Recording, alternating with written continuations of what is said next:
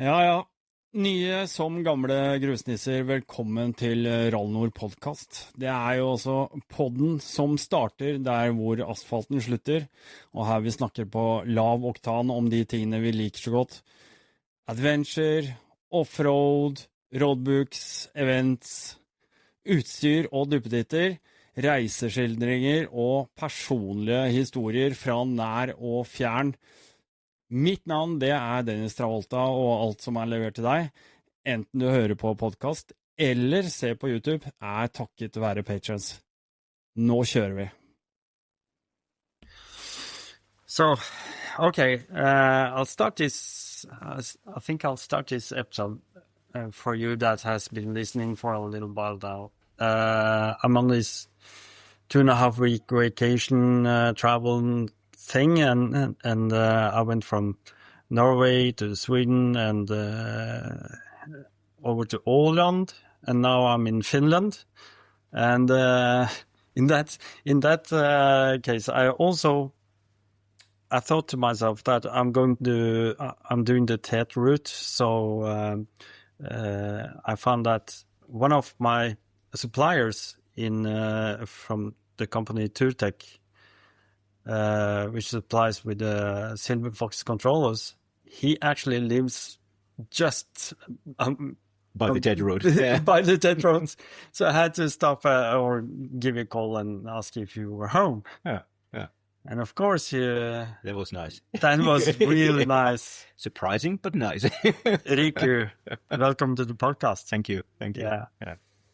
You know, I was happy that you answered and welcomed me in, because I was curious to see how where is this SilverFox stuff made, and where does it come from? We have met once before. Yeah, in Sweden. In Sweden, ADV Expo was in, so yeah, in Stockholm. Yeah. And that was how was that for you? That was really good.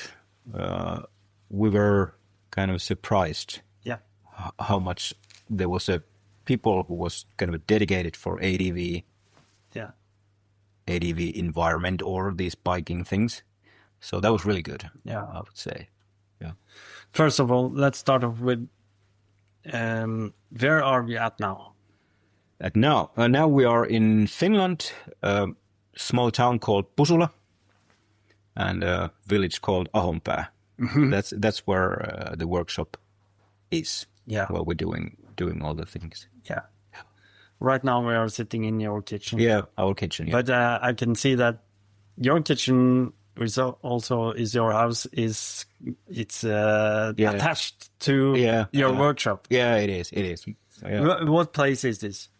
You know, for you, this used to be. We moved into this place when I was 2 years old.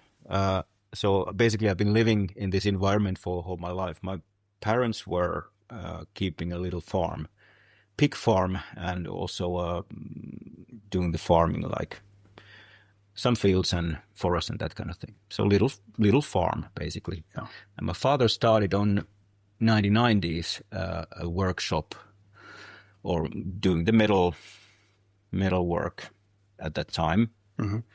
And he was running it that for 10 years.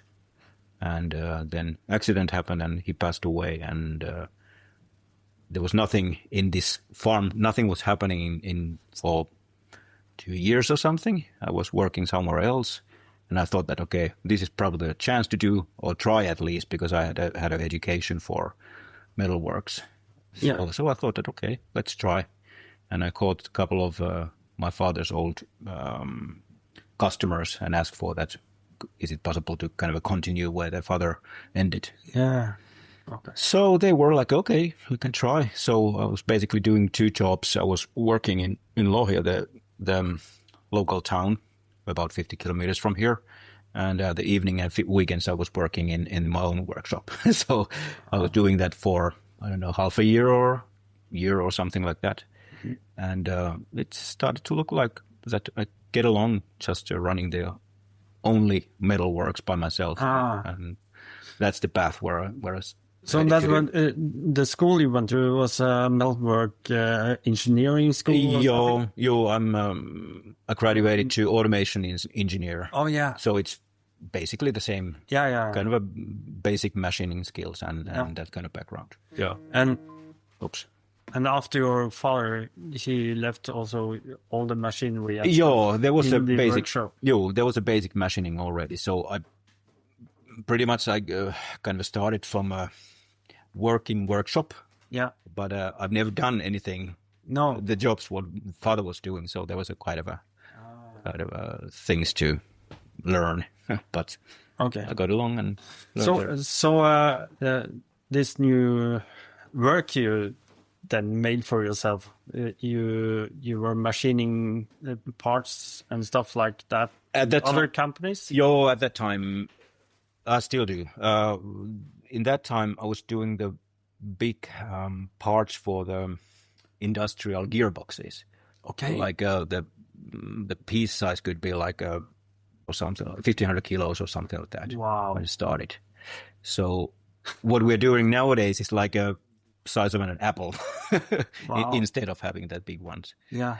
But that's where I started, and I did that heavy machining for about 8 years, I would say. Mm-hmm. And I get so frustrated about it, so I thought that okay, I know how to do it, and I decided to sell away that whole big machine what I had there. Okay. And I bought that smaller one and relearned myself or re-educated myself to run CNC machines. And okay. So basically I bought the first machine in 2000, I think it was 12, the CNC machine. And the one that we are using for SilverFox, for example, I bought it from 2017. Mm. Yeah. But let's get into that, because SilverFox, I mentioned SilverFox controllers, but there is a path into that before that, because you're also, of course, driving a motorcycle. Yeah. And how did that start? Or in the... How did I ended up to there? Yeah. No, it was 2000, I can't remember the year when it was, but about 5 years from now, I bought a bike that is capable of off-roading. Yeah. And before that, we had a Goldwing in 2000 to 2005 or something like that. And that time, all maps were in paper. Yeah. So I didn't kind of pay attention about it, that everything was going to digital. Yeah. So when I bought my off-road capable bike, BMW 1200, and went to the first trip, and I was like, no, I can't use my cell phone with a gloves on and that sort of thing. So I think that there has to be something already. And a short Google, I couldn't find any suitable kind of provider controls. or suitable. I didn't find anything, I would say. No. It was just so hard to find. And this is something like 4 or 5 years ago. So I thought that, okay, can't be so complicated, so let's make one self. That's when I started to learn C programming, and all that world came to the part. So I don't have that programming background, but now I do. Now you do. Yeah. Learning the hard way. Yeah, hard way. Yeah. So I made a couple of prototypes for myself. I never intended that this could be any product for everybody or anybody. And I did a couple of prototypes. They started to work. They helped me a lot. I took a picture of it, and stupid me, I put it to the Facebook and said that you need one. And then the emails started to fill up. So I thought that, okay, maybe there is some need for these kind of equipments. And I did a small patch of that first kind of production model. Yeah. And sold it away like in a week or two. And then we started a serious conversation with my wife that, are we going to go this path? Like, is this where we are going? And decided to. Let's go. How did that path from there on, how did it go on? Because you just made some controller for yourself and sold maybe 10 or 20 like that. Then you're thinking about, do we do a company? How do you start a company? You need to have a brand. You need to have a name. There's so many things around that. Yeah, that's right. No, I have to underline still that SilverFox is just a side branch of what I already had. I already had a company, skills, machines, all that thing. So it's kind of a starting the SilverFox from zero. I would say that would be a much, much harder or longer trip. Yeah. Either you have to buy the part somewhere and make the designing job at least, and that's still going to be quite a long path, but to get forward. So because I had the skills and I have the machines and I have a hobby that fits to that to that need. So I thought that, okay, let's do it. So that means that all the parts and stuff, it's coming from my workshop. So they are not bought from China or anywhere else. And you also have your workshop inside the building that you live. Yeah, that's right. That's right. Yeah. So it's quite easy. Yeah. It's about 20 meters from here. Yeah. That's right. Yeah. Oh. But how did it catch up? You know, it's not going to lie. I usually don't mix my company TwoTech with my podcast, They Don't Know, because I think it's best off for myself to leave those. Understand. But still, we have to do this because I'm here. Yeah.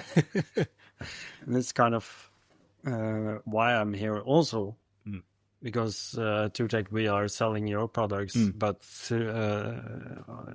and we came across through DMD Torque. Then we crossed paths, and now we have a connection.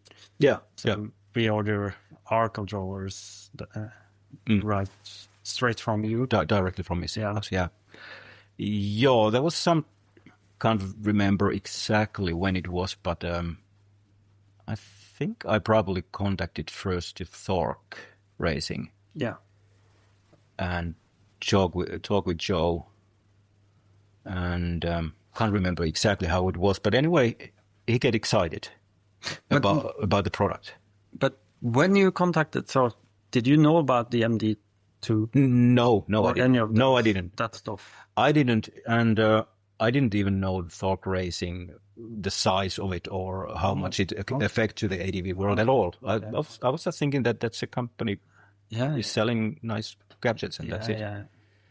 So that was the point when just starting to search around that what exists, because I'm not in that deep. No. Yeah, I have experience only for 4 or 5 years. So that was just an email like are you interested kind of thing, and I sent one for them and they get excited and he replied. And why wouldn't they be? I mean, like it feels, you can feel the quality. It's sturdy and it's really a hard piece, quality machinery. Machining stuff, everything is very well thought of. I can see it. All the details is very precise. Really good stuff. The starting point for designing the whole thing was that those few that I saw, I think it probably was Carpeter or something. Controller. What I found in that time. Because I think Torque did sell Carpeter. There was some connection, yes. And because I had that, I still have it, the BMW 1200, and the handle grip and the original controller, they are integrated. Yeah. Because I have a heated grips. So if I want to disintegrate it, I have to cut or I don't have heated grip after that. So I thought that there has to be some other options. Yeah. So that was kind of a starting point why I did it like in a like the attachment is in those products. And also because of the BMW's clumsy design. So I was thinking, where should I put those buttons then? And then I realized, okay, I have a pointer finger, so that could be useful. And it turned out that it works pretty well. And it's actually quite you get used to it quite quickly. Yeah, because now you're talking about the H1 and H1 Plus. H1 and H1 Plus and the previous one, the VHA, what kind of started the design. Yeah. And that was a big one. That's a bigger one, yeah. With more buttons and stuff like that. Is it? Yeah, there's one button more. Yeah. But it's just, pictures. switching the function. Yeah. Yeah. So that was the first one. And what was the reason why we went to the C1 direction also? There was some bikes that it didn't fit because of the original hand guard or something like that. BMW 1250, I think they changed the design, so it didn't fit directly if you have the original hand guard. So I thought that it needs to be used with the thumb. Mm-hmm.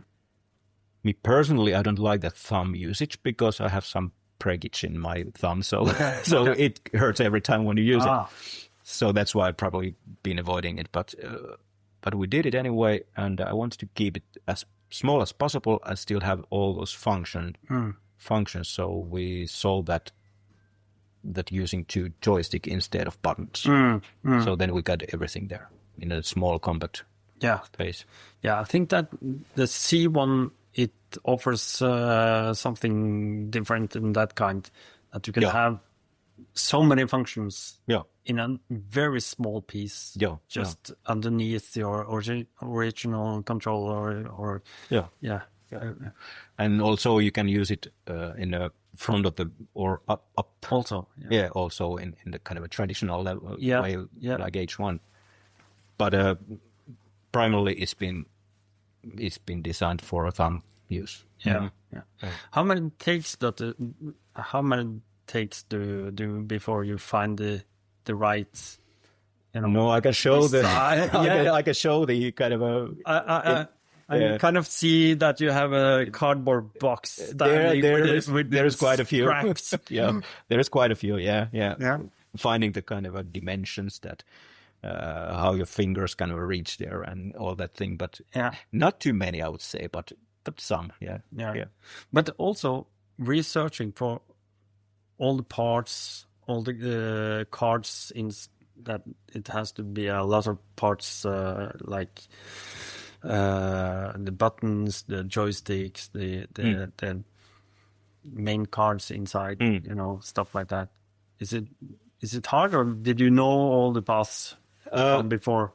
No, when we started, it was of course hard because I didn't have that experience. But during these few years, I start to figure out how world works in that sense. Yeah. But that usually means that you need to have quite a big stock, or you have to order quite a big stock of everything. Yeah. So that's a kind of a downside also doing. Company is quite small. Yeah. Money what we're running it's quite small. So everything needs to be very well thought that what we are ordering, how much. Yeah. So it's not kind of a shoot over. That's so cool. Oh. I have done a lot of podcasts with small companies like yourself. Yes. Back in Norway, like for example, we have a Møtet, which does a small controller with a Bluetooth device controller, and I think it's so cool to see all you guys that have these small ideas starting with something and then just making something out of it. Like we have Twin Pace, we have we have Remotech, we have different brands of small companies just going for their reaching for the idea. You probably find the similarities between us. Yeah, there is. Yeah, there is. Yeah. And starting with a zero budget and going a little bit further forward.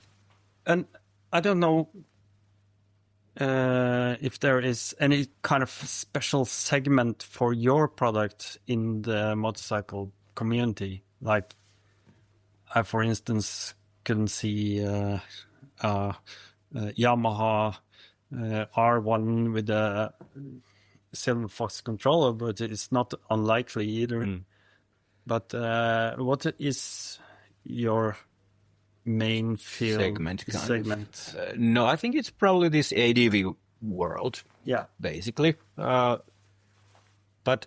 surprise for us, we've been attended for a couple of motorcycle shows. Yeah, during 2-3 years, and it seems to be evolving.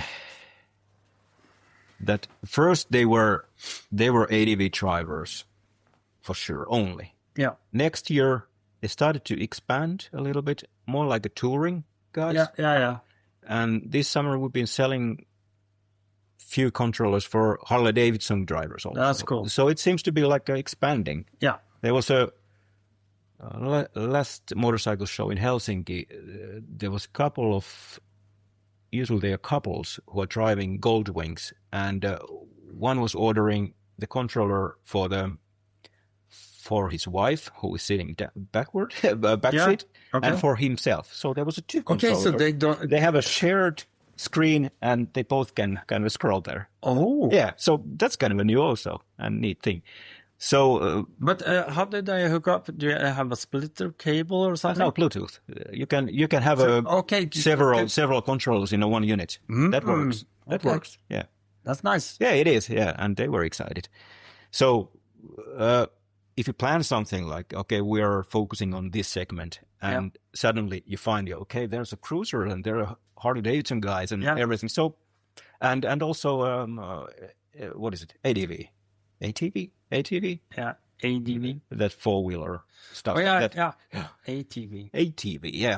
That people also, and they have their own competition, the orienteering kind of thing. Yeah. And they find it useful also in that world. Yeah. Of course. So we have sold a couple of for those two. Yeah. So we are open. Yeah.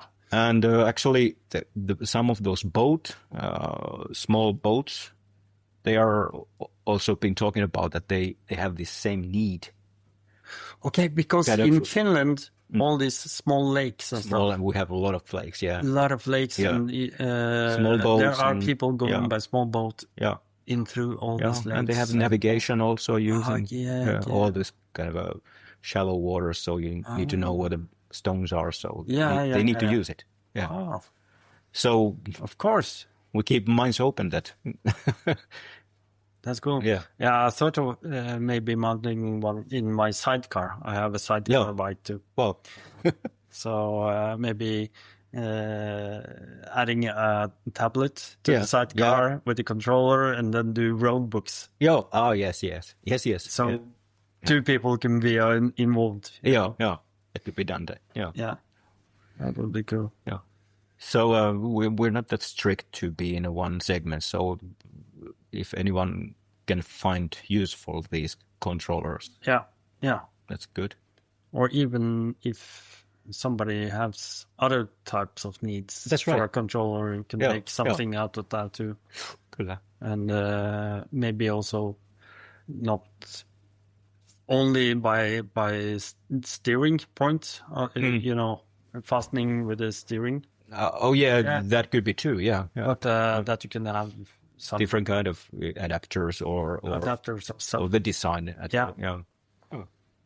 Very cool. Yeah. No, it's been so cool to come here. I was camping at this wind shelter tonight with a random stranger driving his bicycle. So he was up. He had his first of all. I think it was 3:30 this night. He was up having a leak, and then he went back to bed. And then his clock was ringing at 5:00, and he was throwing in gigantic breakfast just to have have all his energy, and went off before 6:00, and I fell asleep, and again waking to some insane rain. Yeah. I was just like, I'm staying here for a little while longer, and suddenly I heard two other motorbikes randomly, and they came up to the wind shelter, and they were Norwegians. So that was accident. Yeah, that was random Norwegians. Okay. The Norwegian couple. They were also doing the TED, and they were also going north. Okay. So I guess we planned our meeting yesterday. Yeah. Us two, and we hooked up on the DMD app, so we could see Where we are, yeah. where we are at. Yeah. And you came to meet me. Yeah. On the way to your place. Yeah. That was so cool. Yeah. Having the ability just to see another person Yeah. moving on the map Yeah. with yourself. That's good. So,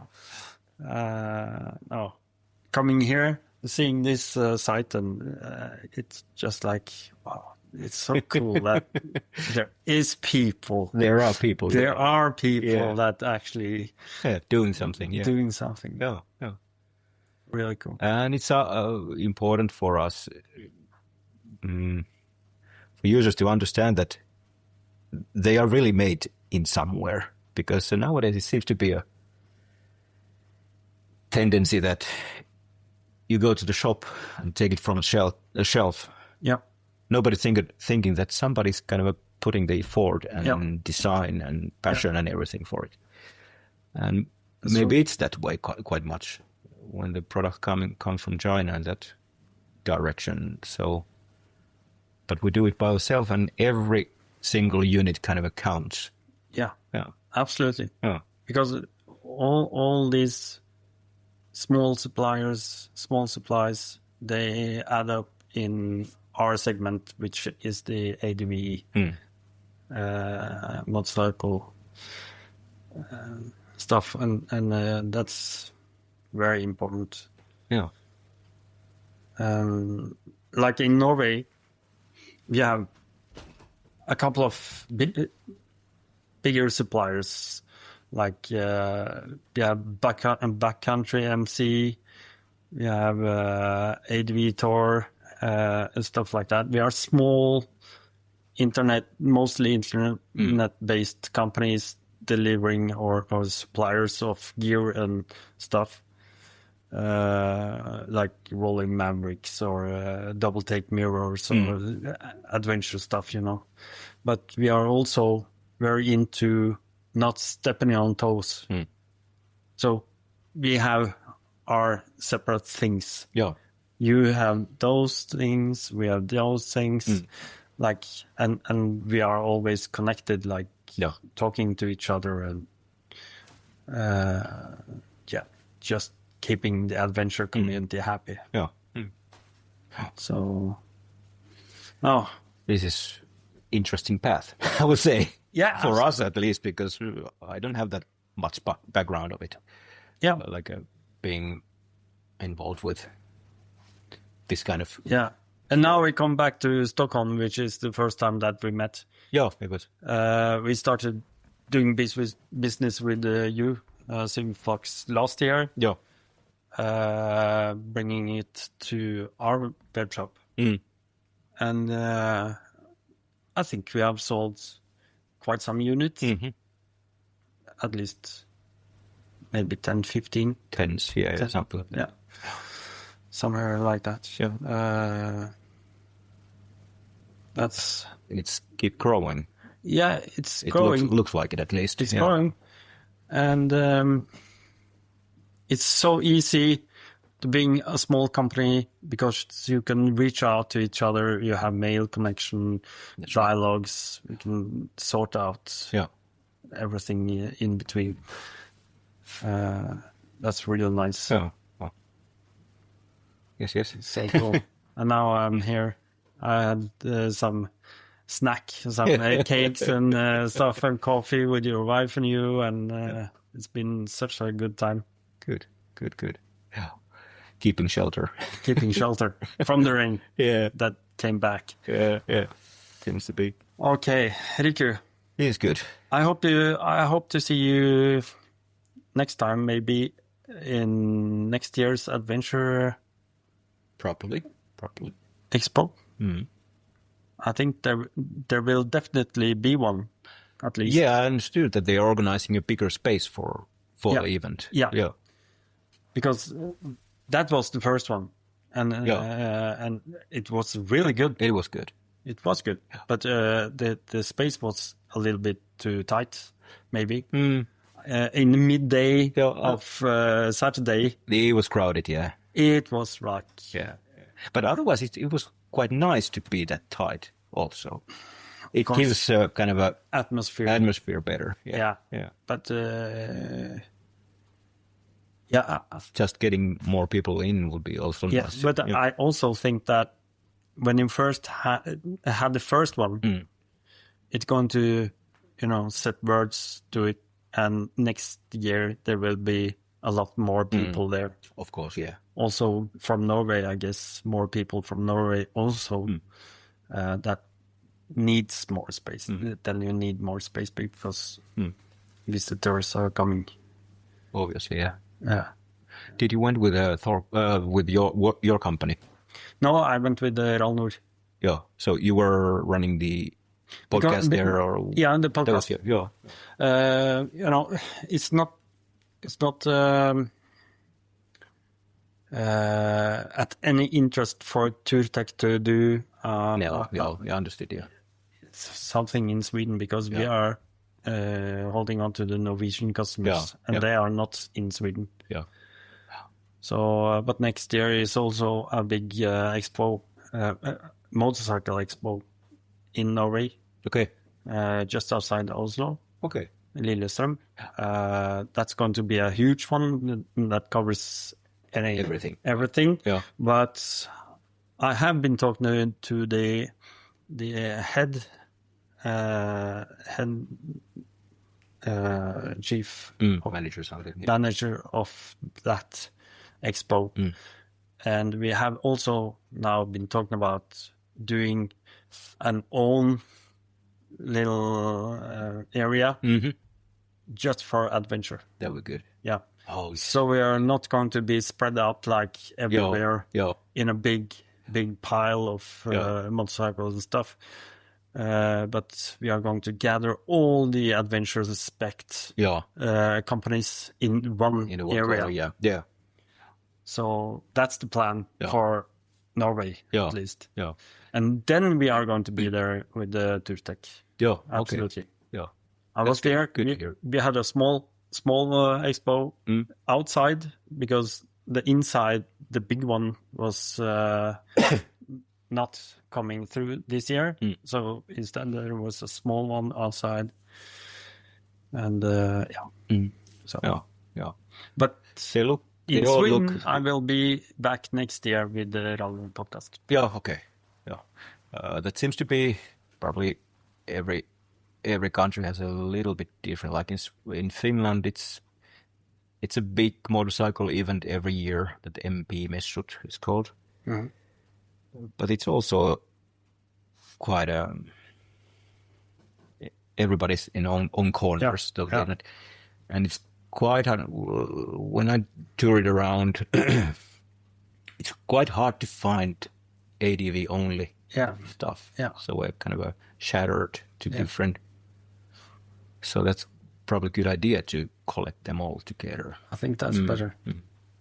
It's also that the companies that are presenting there are usually so big, like a Honda Finland or that kind of thing. Yeah. KTM Finland. So and then you are put in between those kind of things with a small like what am I doing here? That's not the way we want it.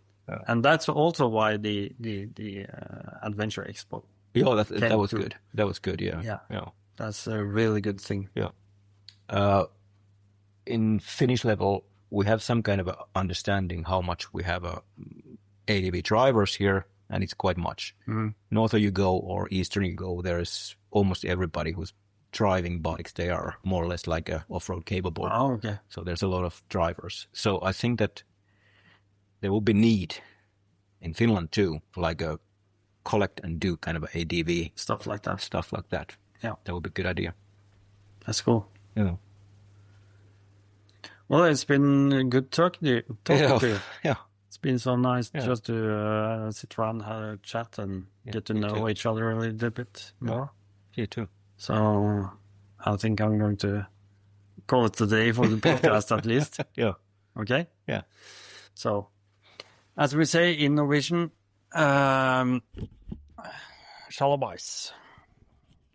Om du liker det smale temaet som du får levert, så husk at du kan støtte podcasten ved å gå ned i episodebeskrivelsen under her. Da kan du klikke deg inn på Patreon-linken. Patrons faktisk den eneste kilden til inntekter som kan drifte de nødvendige plattformene, og derfor ekstremt viktig for å kunne fortsette å levere godt innhold til deg. Du kan velge å bidra med 2 til 4 liter bensin i måneden, og få de siste episodene først, uten reklame og uten bullshit. Og om du vil finne ut mer om Rallynor, kan du også gå inn på www.rallynor.no, og der finner du også link til alle de offentlige utgivelsene så langt, og du har et 3-siffret antall med timer å lytte til. Ikke glem like og subscribe, og legg gjerne igjen en kommentar i feltet under. Spre det glade budskap, og så ses eller hørs vi i en annen episode. Og med det her så takker jeg for denne gangen, og jeg sier rett og slett bare en ting. Shalabais!